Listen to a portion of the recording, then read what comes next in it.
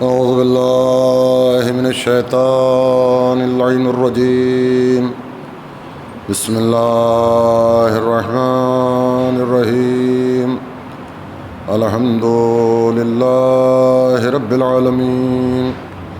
الصلاة والسلام على أشرف الأنبياء والمرسلين سيدنا ونبينا مولانا بالقاسم محمد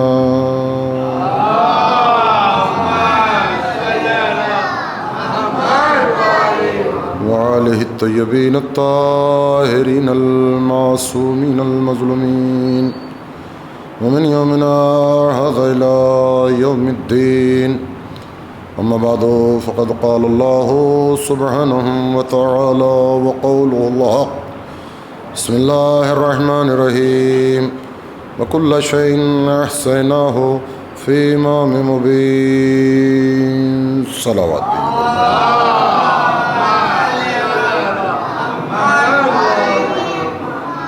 عزیزان سید الشہداء، آپ تمام مومنین فرش عزائے حسین پر بیٹھے ہوئے ہیں، اس بی بی کو پرسا دینے کے لیے کہ جس نے تمنا کی تھی کہ بابا میرے حسین پر روئے گا کون۔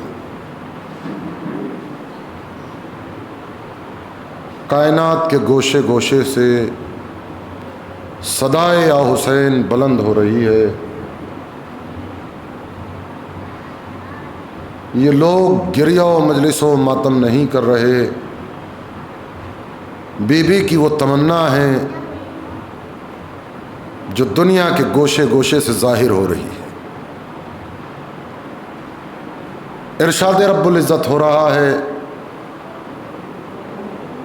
ہم نے تمام علوم کو امام مبین میں جمع کر دیا ہے۔ وَكُلَّ شَيْءٍ أَحْصَيْنَاهُ فِي امام مبین۔ دنیا میں جتنے علوم ہیں یا جتنے بھی علوم ہیں وہ سب کے سب امام مبین کے اندر موجود ہیں۔ اسی ذیل میں آپ کی خدمت میں عرض کر رہا ہوں کہ یہ جو ہمارے یہاں کسی بھی ایک صنف میں، کسی بھی ایک نہج پر کوئی علم اور کمال حاصل کر لیتا ہے تو وہ کسی ایک مرحلے کا عالم ہوتا ہے، باقی نہ معلوم کتنی چیزیں ہیں کہ جس میں وہ جاہل نظر آتا ہے۔ لیکن میرے دوستوں اور عزیزوں، اللہ نے جس کو ہدایت کے لیے مقرر کیا ہے اس کے لیے لفظ کل استعمال کیا ہے اور کہا ہے وَكُلَّ شَيْءٍ أَحْصَيْنَاهُ فِي امام مبین۔ ہم نے تمام علوم کو جو ہے وہ امام مبین میں قرار دیا ہے۔ ایک صلوات بھیجیے بر محمد والے۔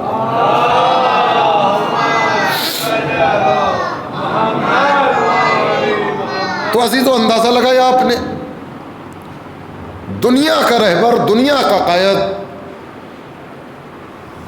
وہی ہوگا کہ جس کے پاس علم ہوگا، اور یہ علم کسی سے حاصل کیا ہوا نہیں، اللہ کا عطا کردہ علم۔ ورنہ لوگوں نے طاقت کے بلبوتے پر اپنے آپ کو کیا کچھ نہ کہلوا لیا، یہاں تک کہ ملتا ہے کہ لوگوں نے خدائی تک کا دعویٰ کیا۔ اور وہ فرعون، قرآن مجید وہ کہتا تھا انا ربکم الاعلی، میں ہی تو تمہارا بڑا والا رب ہوں۔ لیکن میرے دوستوں اور عزیزوں، وہ جو اپنے آپ کو بڑا والا رب کہہ رہا ہے وہ اپنی حقیقت خود جانتا ہے۔ چھوٹا سا تفسیر کا ایک واقعہ ہے، اس کے بعد میں منزل پر آنا چاہتا ہوں۔ دریائے نیل خشک ہونا شروع ہوا، یہاں تک کہ لوگوں کی سیرابی بھی مشکل ہو گئی۔ جتنے بھی فرعون کے بندے تھے آئے اور آنے کے بعد کہا کہ پانی خشک ہو رہا ہے، ہم کیا کریں، کھیتیاں سوکھ رہی ہیں، پریشانی ہو رہی ہے۔ اب ظاہر سی بات ہے کہ خدا تو ہے نہیں کہ بارش برسا دے، خدا تو ہے نہیں کہ نیل کے پانی کو جو ہے وہ زیادہ کر دے. آ رہے روز ٹال دیا جاتا ہے، کل ہوگی پرسوں ہوگی. کہ اگر تو نے اب پانی کو نہ بڑھایا یا پانی نہیں برسا تو ہم تیری خدائی کو چھوڑ دیں گے. بنائے ہوئے خدا میں یہی تو پریشانی ہوتی ہے. اندازہ لگایا آپ نے؟ جس کو لوگ بناتے ہیں اگر لوگوں کی مرضی پر کھرا نہیں اترتا تو وہ اس کو چھوڑ دیتے ہیں. لیکن وہ کیسا کریم ہے کہ بندے اس کی نافرمانی بھی کرتے ہیں لیکن وہ اپنے بندوں کو نہیں بھولتا. فرعون نے ان کو وعدہ کرایا کہ میں ٹھیک ہے بارش ہو جائے گی. اب یہ شخص جو خدائی کا دعویٰ کر رہا ہے صحرا میں نکل گیا اور جانے کے بعد دو زانو ہو کر بیٹھ گیا، ہاتھوں کو پھیلا دیا. معبود ساری کائنات جانتی ہے کہ تو ہی سب کا خالق ہے اور سب کا نہیں میرا بھی خالق تو ہی ہے، مگر کیا کروں میری چل رہی ہے، یہ تیرے بندے ہیں. اندازہ لگایا آپ نے؟ میرے دوستوں اور عزیزوں، سوچنے کی بات یہ ہے کہ وہ کتنا کریم ہے کہ اس نے اس کو بھی رزق دیا کہ جو اس کے مقابل پر آنے کی کوشش کر رہا ہے. ایک صلوات بھیجیے پر محمد والے پر.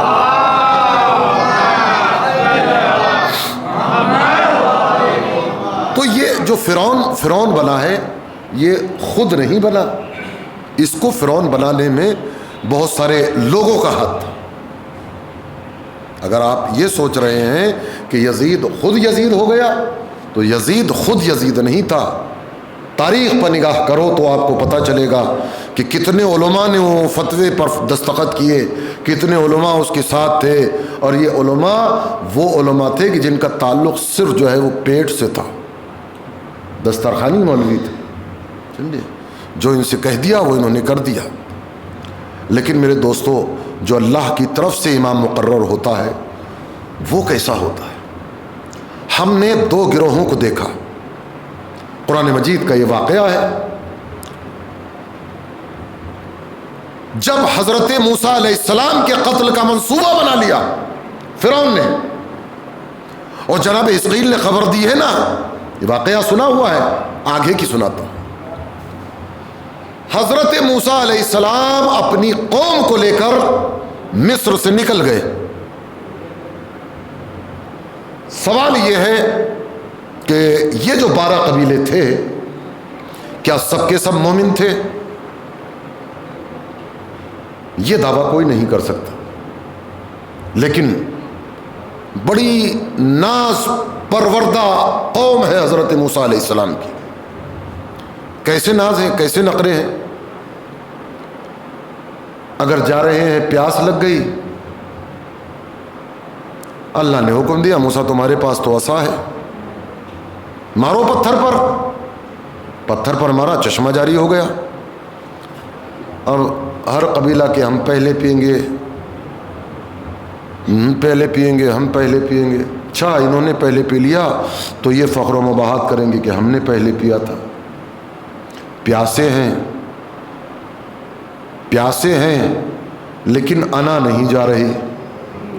اللہ نے حکم دیا موسیٰ 12 جگہ مار دو، 12 چشمے جاری ہو گئے. اچھا ان کے ساتھ پریشانیاں بھی بہت ساری تھی، چونکہ یہ جتنے بھی موسیٰ پر ایمان لے کر آئے تھے فرعون کو چھوڑ کر آئے تھے، ان کے سارے کاروبار کا تعلق فرعون سے تھا. تو ظاہر سی بات ہے کہ جب فرعون کو چھوڑ کر حقیقی معبود کی بارگاہ میں آئے تو ان کا تو سب کچھ چلا گیا. کہ موسیٰ ایمان تو لے کر آئے ہیں لیکن کھانے پینے کا کیا ہوگا؟ جس پر ایمان لائے ہیں وہی ہمارے لیے کھانا پینا بھیجے. اللہ نے قوم موسیٰ کے لیے آسمان سے خوان بھیجے. کیا قرآن میں اس کا ذکر نہیں ہے کہ من و سلوہ جو ہے وہ قوم موسیٰ کے لیے آیا؟ آپ کتنی محنتیں کرتے ہیں، مشقتیں کرتے ہیں، لیکن وہاں سے بنا بنایا کھانا آ رہا ہے اور قوم موسیٰ جو ہے وہ موج مار رہی ہے. حضرت موسیٰ علیہ السلام اپنی قوم کو لے کر نکلے. حق اور باطل بتانا چاہتا ہوں. ہم کس کو امام مان رہے ہیں؟ کس کو رہبر مان رہے ہیں؟ ہم اس کو رہبر مان رہے ہیں جو اللہ کا جو ہے منتخب کرتا ہے. حضرت موسیٰ علیہ السلام اپنی پوری قوم کو لے کر چلے. سامنے بہت بڑا دریا ہے. اب جیسے ہی دریا کے کنارے پر قوم پہنچی، پیچھے سے فرعون تعاقب میں آ رہا ہے حضرت موسیٰ علیہ السلام کے. قوم جو ہے وہ حضرت موسیٰ علیہ السلام پر بھر گئی. اللہ کے نبی، یہ کیا ہو گیا؟ آگے ہے پانی، پیچھے ہے فرعون. اگر پانی میں جاتے ہیں تو موت، یعنی آگے بڑھتے ہیں تو موت، پیچھے ہٹتے ہیں تو موت. حضرت موسیٰ علیہ السلام نے بارگاہ ہدیت میں ہاتھوں کو اٹھا دیا. اللہ نے موسیٰ کو حکم دیا، یہ تمہارے پاس اعجازی ڈنڈا ہے، اس عصا کو پانی پر مارو. حضرت موسیٰ علیہ السلام نے پانی پر عصا کو مارا، راستہ بن گیا. اب یہ قوم کیسی ضدی ہے، کھڑے ہو گئے وہیں پر. کون پہلے جائے گا؟ ہر قبیلہ اس چکر میں کہ ہم جائیں ہم جائیں ہم جائیں. پھر وہی بات آئی، معبود کیا کرے؟ یہ سارے قبیلے والے نہیں موسیٰ، ہم ایک راستے تو سب نہیں جائیں گے. موسیٰ علیہ السلام کے پاس تو عصا تھا، 12 جگہ مار دیا. واقعہ سنا ہوا ہے، نتیجہ آپ کی خدمت میں عرض کروں گا. سارے کے سارے اب دریا میں سفر کر رہے ہیں. پھر ضد کی کہ موسیٰ ہمیں نہیں پتا کہ ہمارے چھٹے والے قبیلے کی کیا پوزیشن ہے. 5ویں والوں نے کہا کہ نہیں معلوم دوسرے والوں کی کیا پوزیشن ہے. 12ویں والوں نے کہا نہیں معلوم کہ پہلے والے کیسے ہیں. حضرت موسیٰ علیہ السلام نے اس پانی کی دیوار کے اندر عصے کو گھمایا. اب ایک دوسرے کو دیکھتے ہوئے جا رہے ہیں. ہوا یہ کہ موسیٰ علیہ السلام کا آخری بندہ پانی سے نکلا اور فرعون کا آخری بندہ پانی میں پہنچا. ایسے ہی سنیں گے، کوئی بات نہیں. میں بالکل آپ سے نہیں کہوں گا کہ آپ داد دیجئے، داد تو دیتے ہیں. واہ سبحان اللہ، کیا کہہ دیا. صلوات بھیجئے پر محمد والے.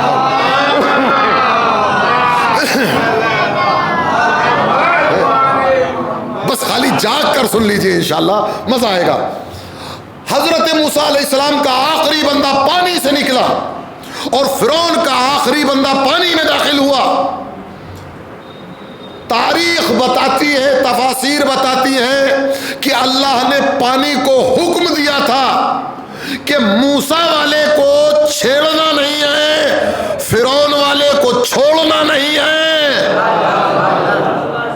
ادھر حضرت موسیٰ علیہ السلام کا آخری بندہ نکلا اور فرعون کا پورے کا پورا لشکر جو ہے وہ پانی میں غرق ہو گیا.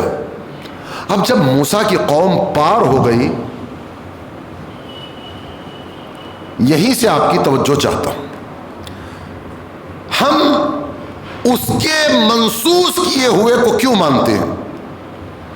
عزیزو، قبیلے تھے 12، سب کا ایمان ایک جیسا نہیں، سب کا کردار ایک جیسا نہیں، سب کا اسلام ایک جیسا نہیں. لیکن چونکہ رہبر اللہ کا منتخب کردہ تھا، 12 کے 12 قبیلوں کو پار لے گیا. عزیزو، اگر ایک رہبر بہتر ہو تو 12 قبیلوں کو لے جاتا ہے. یہاں تو رہبر 12 ہیں، قبیلہ ایک ہے. صلوات بر محمد وآل محمد.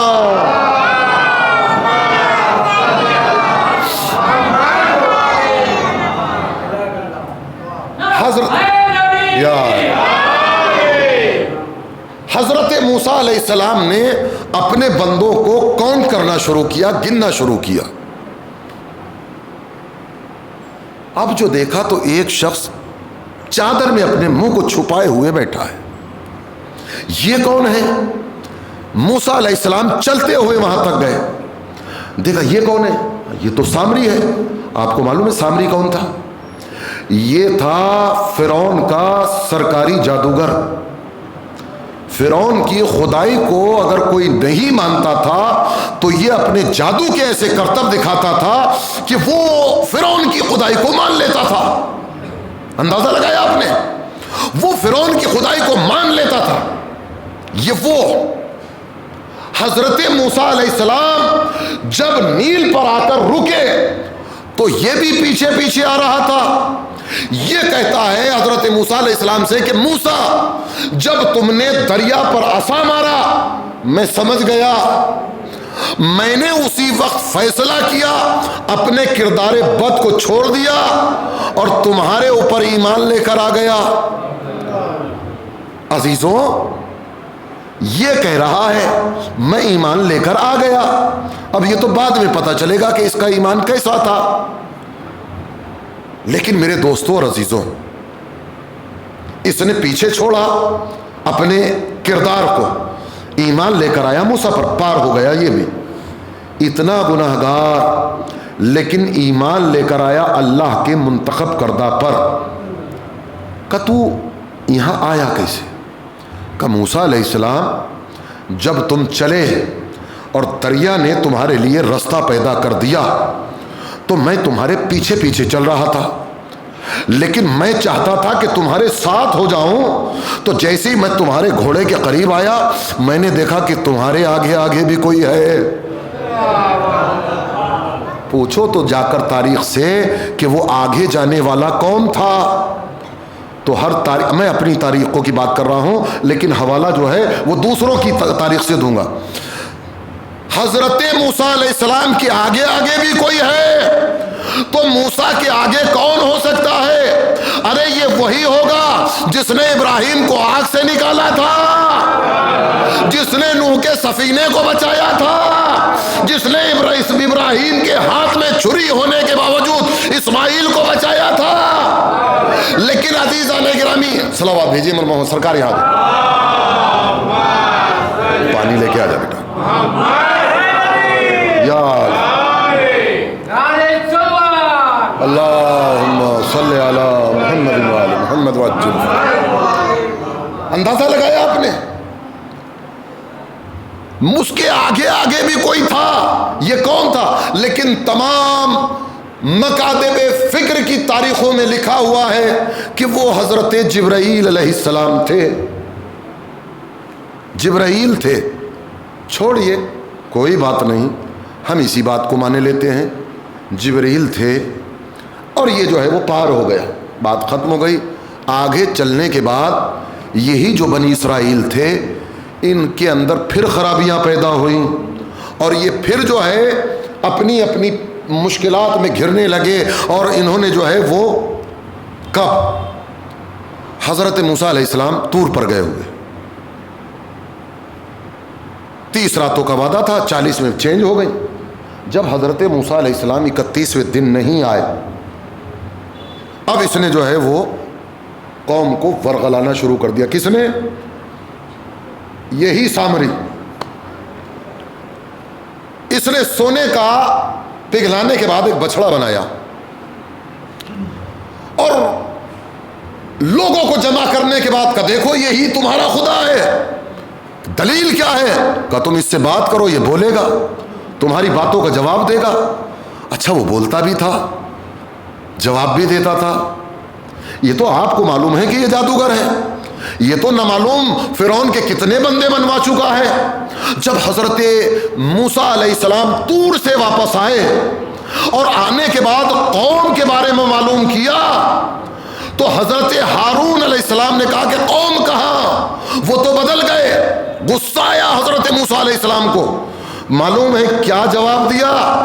اے میری ماں کے بیٹے, یہ قرآن مجید کی آیت کا ترجمہ کرو. میری ماں کے بیٹے یا ابن امی, اے میری ماں کے بیٹے, اس قوم نے مجھے ضعیف کر دیا تھا. یہی آیت مولائے کائنات نے قبر رسول پر پیر رکھ کر پڑھی. یا ابن امی, اے میری ماں کے بیٹے, اس قوم نے مجھے ضعیف کر دیا تھا. اندازہ لگایا آپ نے؟ چلو لے کر قوم کے پاس پہنچے. وہ سامری پوری تیاری کیے ہوئے ہے, پورا تو اس کا تو پروجیکٹ بنا ہوا ہے. حضرت موسیٰ علیہ السلام تو جانتے ہیں, وہ پورے کانفیڈنس میں, یقین کی منزل میں وہاں پہنچے. میں تو اس کا راز پکڑ لوں گا نا, نبی خدا ہے نا. نبی خدا کے سامنے کوئی جادو کام نہیں کرتا، وہ تو سوچ رہے کہ جادو ہے یہ.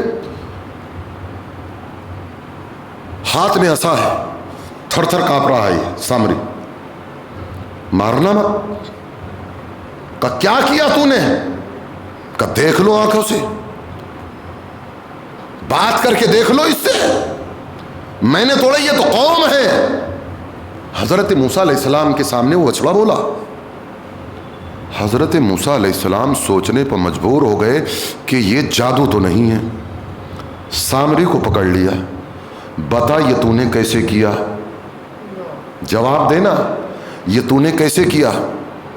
اب وہی بات ریپیٹ کی کہ موسیٰ تم تو نیل کے اندر اترے، تمہارے آگے آگے بھی کوئی تھا، تمہارے آگے آگے بھی کوئی تھا. میں تیزی سے اس تک پہنچا، میں دیکھ رہا ہوں کہ جہاں اس کی سواری قدم رکھتی ہے زمین میں جان پیدا ہو جاتی ہے، اس کے قدموں سے نور برآمد ہوتا ہے. میں تیزی سے پہنچا اور اس کے قدموں کی دھول، اس کی مٹی میں نے اٹھائی اور اپنی جیب کے اندر چھپا لی. اس میں وہی مٹی ڈالی ہے جس کی وجہ سے یہ کلام کرتا ہے. عزیزان گرامی، میں مولائے کائنات کی بات نہیں، تمہاری روایت کو لیتا ہوں کہ جبریل کے گھوڑے کے پیر کی نیچے کی مٹی اگر سامری اٹھا لے تو وہ بے جان میں آواز پیدا کر دیتی ہے.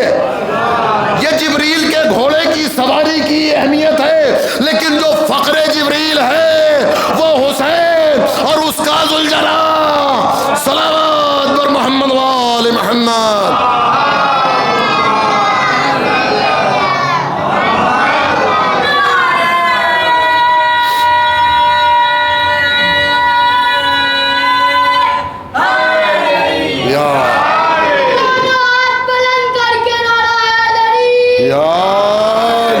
صلوات بھیجی عظمت آل محمد علیہ السلام.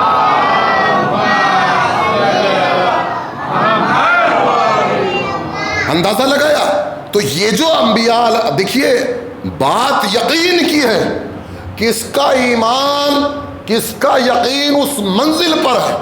یہ جو قرآن مجید میں واقعات بیان کیے گئے ہیں کہ کہیں ابراہیم علیہ السلام کا واقعہ بیان کیا ہے، کہیں موسیٰ علیہ السلام کی تاریخ دہرائی جا رہی ہے، اور کہیں حضرت اسماعیل کا ذکر ہو رہا ہے، اور کہیں حضرت نوح علیہ السلام کا تذکرہ ہو رہا ہے. چھوٹا سا واقعہ ہے، شاید اس میں کا کوئی پوائنٹ آپ کے سامنے پڑ چکا ہوگا، لیکن میں دوسری منزل تک جانا چاہتا ہوں. حضرت نوح علیہ السلام نے اتنی تبلیغ کی ہے کہ 2500 سال میں 950 سال تو ایسے ہیں کہ جو کنٹینیو تبلیغ کی ہے.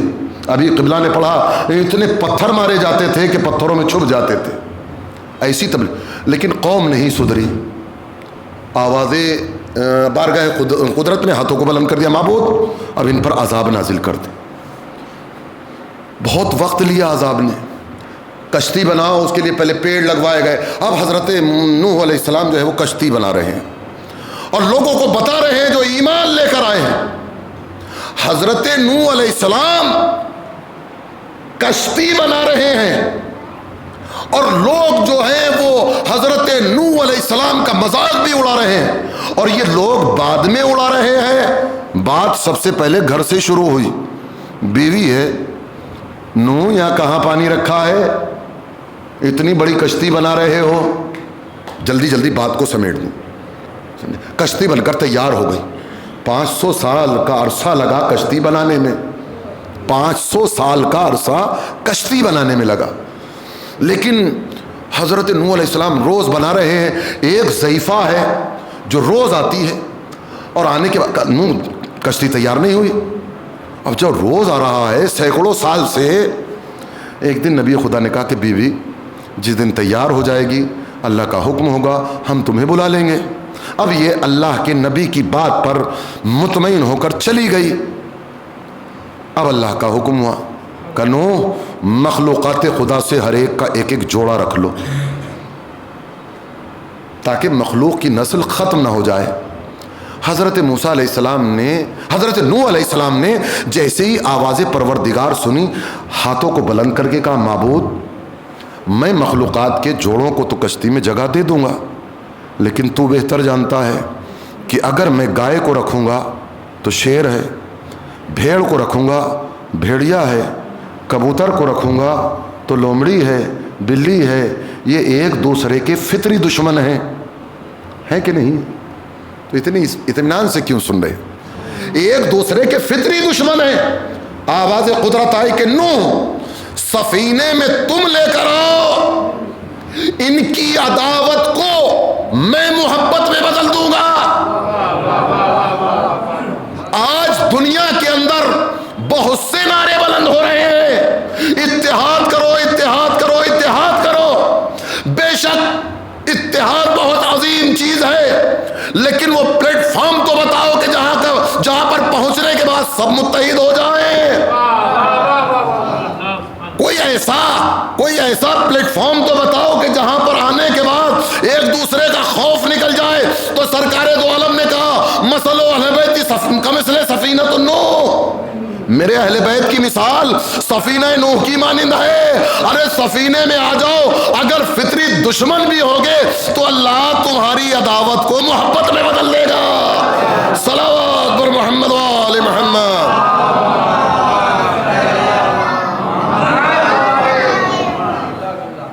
حضرت نوح علیہ السلام نے اکٹھا کرنا شروع کیا۔ انہوں نے تو حکم دے دیا نا تمام مخلوقات سے ایک ایک جوڑا آ جائے، لیکن عزیزو ایک جوڑا ایسا بھی تھا جو کشتی میں آنے کے لیے تیار نہیں۔ اس کی مادہ نے اس سے سوال کیا کہ نبی خدا بلا رہے ہیں تو جا کیوں نہیں؟ کہا ہم نجس العین ہیں، یہ خنزیر پگ۔ اس کی مادہ نے کہا نبی خدا بلا رہے ہیں، کہا ہم نجس العین ہیں۔ کہا تجھے کیا ہو گیا ہے، تو دیکھ نہیں رہا نبی خدا بلا رہے ہیں، ہمیں تو ان کے حکم کی اطاعت کرنا ہے۔ وہ لے کر جائیں یا نہ لے کر جائیں یہ علیحدہ کی بات ہے۔ عزیزان گرامی، اگر نجس العین جانور بھی ہو وہ بھی سمجھتا ہے کہ نبی کی آواز پر لبیک کہی جاتی ہے، نبی کی آواز کو پیٹھ نہیں دکھائی جاتی۔ نبی کی آواز پر لبیک کہا جاتا ہے۔ میرے دوستو اور عزیزو، سفینہ تیار ہو گیا۔ پانی جو ہے وہ حضرت نوح علیہ السلام کے گھر میں تنور سے نکلنا شروع ہوا تو بی بی کو غرق کر گیا، سمجھے؟ لیکن وہ جو بیٹا تھا باپ کو چھوڑ کر پہاڑ پر چڑھ رہا ہے، خوب بلندی پر پہنچ گیا، وہاں بھی یہاں تک پانی آ گیا۔ نوح نے بیٹے کو غرق ہوتا ہوا دیکھا۔ پوری توجہ چاہتا ہوں، ایک لمحے بھی ادھر ادھر نہ ہونا ورنہ بات پہنچانے میں شاید ناکام رہ جاؤں۔ نوح کے بیٹے کے یہاں تک پانی پہنچا، بارگاہ عیدیت میں ہاتھوں کو اٹھا دیا، معبود یہ میرا بیٹا ہے۔ آواز قدرت آئی لیسا من اہلک، یہ تمہارے اہل سے نہیں ہے، یہ تمہارے۔ دلیل کیا دی؟ اس کا عمل جو ہے وہ غیر صالح ہے، یعنی اس کا عمل ہی اچھا نہیں ہے۔ آپ کہاں بیٹھے ہوئے ہیں؟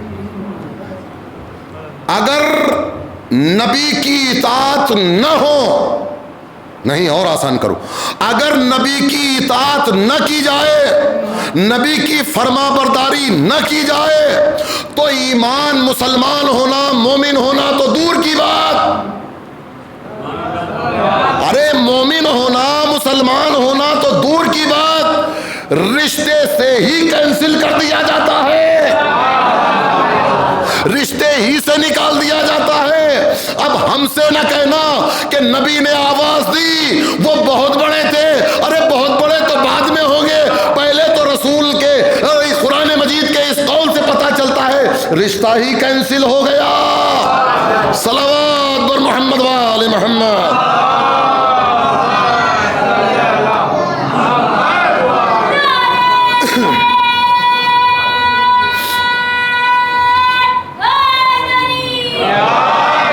بیٹھے ہوئے ہیں سب یہیں۔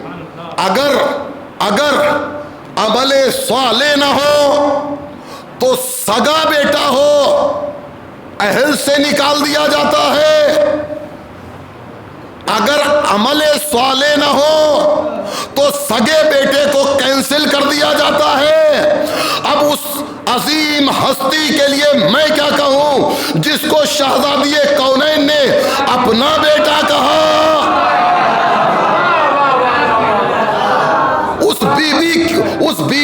اپنا بیٹا کہا، اور اپنا بیٹا عمل صالح کی وجہ سے نہیں کہا، بلکہ ہاتھ اٹھا کر کہتے ہو نا السلام علیکہ یا عبد الصالح، صلوات بر محمد وآل محمد۔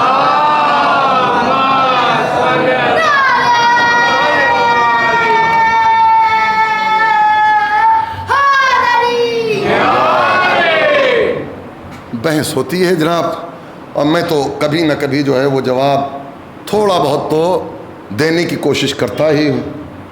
دیکھیے، لوگ کہتے ہیں کہ معصوم نہیں تھے مولا عباس، اور میں کہتا ہوں کہ معصوم تھے۔ 14 کی فہرست میں نہ ہونا ان کی معصوم نہ ہونے کی دلیل نہیں ہے، وہ تو 14 اللہ نے مقرر کیے ہیں۔ اس کے لیے ایک حدیث سناؤں۔ سرکار دو عالم نے کہا، جس کو آدم کو اس کے علم میں، موسیٰ کو اس کی ہیبت میں، عیسیٰ کو اس کے زہد میں، ابراہیم کو اس کی خلت میں دیکھنا ہے، وہ علی کو دیکھ لے۔ یہ دکھایا کیا جا رہا ہے؟ یہ نبوت کی وہ کوالٹیز ہیں جو مولا علی کے اندر موجود ہیں، لیکن مولائے کائنات نبی نہیں ہیں، مولائے کائنات نبی نہیں ہیں، لیکن یہ جتنی کوالٹیز مولائے کائنات کے اندر پائی جاتی ہیں، یہ اس بات سے علی کو محروم نہیں کر رہی کہ انبیاء کی صفتیں تو ہیں لیکن وہ کوالٹی نہیں ہے۔ اندازہ لگایا آپ نے؟ عزیزان گرامی، مولا عباس علیہ السلام، دیکھیے ایک سامنے کی بات کہوں، مولا عباس کو شہزادی کونین نے اپنا بیٹا کہا ہے، علی نے تمنا کی ہے۔ 2 منٹ زیادہ ہو جائیں گے مگر بات مکمل کیے دیتا ہوں۔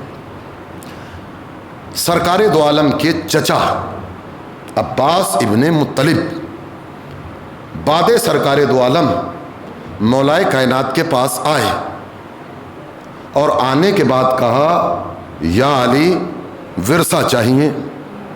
دیکھیے، ورثہ تب ملتا ہے جب وارث موجود نہ ہو، پہلے گروپ کا بیٹی موجود ہے، مولائے کائنات نے سمجھانے کی کوشش کی، کچھ ہو، چچا ہے نا، مولا علی کے بھی تو چچا ہیں، کہا آپ کو تو معلوم ہے جو رسول اللہ نے چھوڑا ہے، آپ کو جو چاہیے لیجئے۔ امامہ دے دیا، آبا دے دی، تلوار رکھی تھی وہ دے دی، پہنا دیا، سر پہ رکھ دیا، کہا اب اٹھو، وہ رسول اللہ کی سواری ہے۔ خدا کی قسم، جناب عباس ابن عبد المطلب یہ لباس پہن کر تلوار ہاتھ میں لے کر اٹھ نہ سکے، اٹھ نہ سکے، امامہ بھی رکھ دیا، لباس رسول بھی رکھ دیا، تلوار بھی رکھ دی، جانے لگے۔ ساتھ میں کوئی تھا کہ وہ نہیں تو کم از کم سواری تو لے لو، اس نے جو ہے وہ پن کیا، آپ نے سواری رسول پر بیٹھنے کی کوشش کی، اس نے آپ کو سوار نہیں کیا۔ جانے لگے، مولا علی نے بلایا، آؤ یہاں۔ اس کے بعد وہ لباس خود پہنا، خود سواری پر سوار ہوئے۔ امام حسن کو، بچے ہیں نا، امام حسین کو وہ لباس بھی پورا آ رہا ہے، اٹھ بھی رہے ہیں، سواری پر بیٹھ بھی رہے ہیں۔ دھیرے سے سمجھا کر کہا، چچا آپ کو معلوم ہے کہ آپ یہ لباس رسول پہن کر کیوں نہ اٹھ سکے؟ کیوں رسول کی سواری نے آپ کو سواری نہیں دی؟ خاموش کھڑے نا، بتاؤ۔ چونکہ یہ معصوم کا لباس ہے، معصوم کی تلوار ہے، معصوم کی سواری ہے، اس کو کوئی غیر معصوم استعمال نہیں کر سکتا۔ عزیزان گرامی، عصمت عباس علیہ السلام کے لیے میں آپ کو جنگ صفین میں لے کر چلتا ہوں کہ ادھر دشمن نے علی کی فوج پر پانی بند کیا ہوا ہے، پھر کسی موقع پر عرض کروں گا، لیکن مولا عباس علیہ السلام بابا سے کہتے، بابا ادھر مالک اشتر کا پیچھا گھیرا ہوا ہے کہ آپ مجھے نہیں بھیجتے، مجھے نہیں بھیجتے۔ ایک مرتبہ مالک اشتر تیار ہو گئے، 11 سال کی عمر ہے مولا عباس علیہ السلام کی، صفین کے میدان میں۔ بابا میں جاؤں گا، میں پانی کا بندوبست کروں. کربلا میں صرف سقائی نہیں کی ہے، ارے پوری فوج کو پانی پلایا ہے میرے مولا عباس نے. ایک صلوات بھیجیے تو میں آپ کی خدمت میں عرض کروں.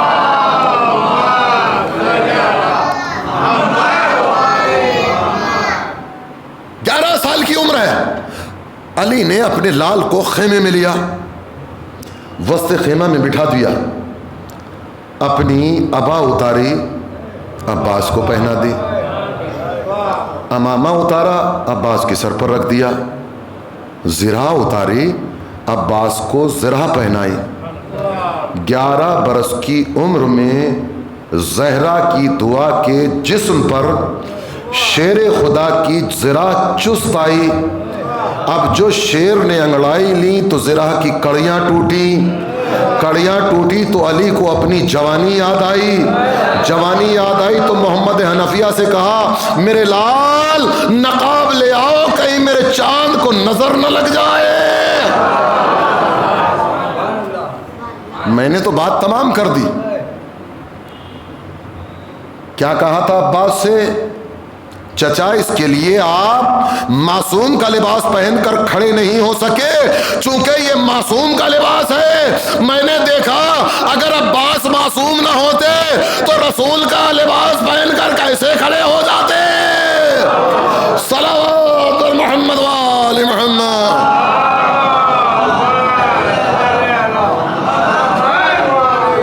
کیا کہنا میرے مولا اور میرے آقا کی عظمت کا. نام عباس ہی دشمن کے لیے کافی تھا. لوگوں کے دل لرز رہے تھے،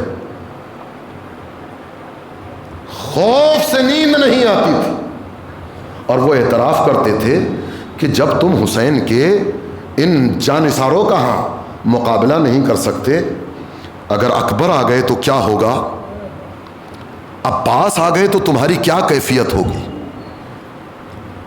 عزیزوں، عباس حسین کی ڈھارس کا نام تھا، عباس زینب کے پردے کا نام تھا، عباس سکینہ کی آرزوؤں کا نام تھا.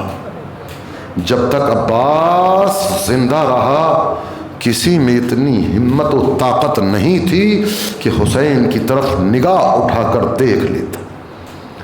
عزاداران مظلوم کربلا،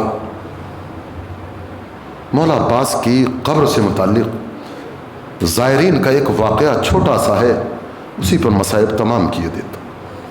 یہی ہندوستان کے غالباً حیدرآباد کا ایک قافلہ امام حسین علیہ السلام کی زیارت کے لیے گیا. آج تو پاسبل نہیں ہے، لیکن وہ جو سرداب مقدس ہے مولا عباس کی اصل قبر،